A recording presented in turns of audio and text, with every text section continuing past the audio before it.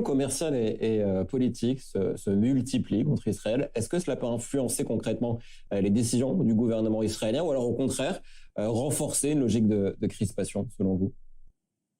Ce n'est pas une crispation, c'est tout simplement que ces initiatives qui se multiplient confirment pour Israël que l'Europe, même si elle reste un partenaire commercial très important, est devenue politiquement une cause perdue.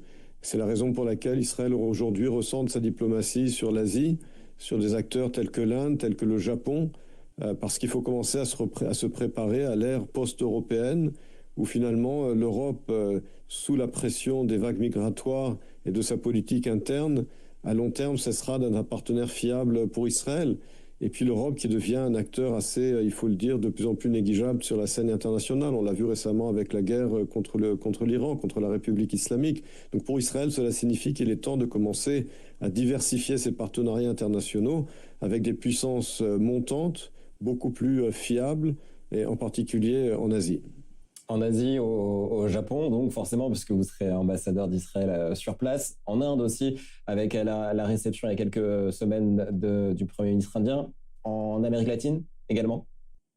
En Amérique latine également, où on voit effectivement que certains gouvernements, on le voit évidemment avec Javier Milei en Argentine, mais cela peut être également demain avec de nouvelles élections au Brésil.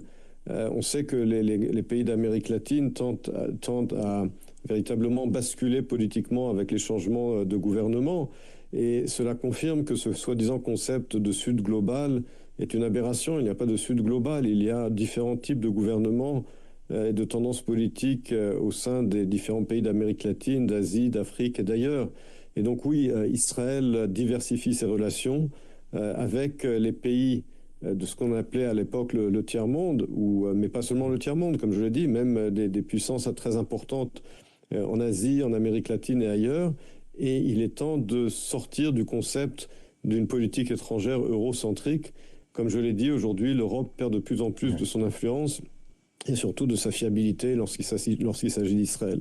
Merci beaucoup, Emmanuel Navon, professeur de relations internationales à l'Université Tel Aviv, donc prochain ambassadeur d'Israël au Japon.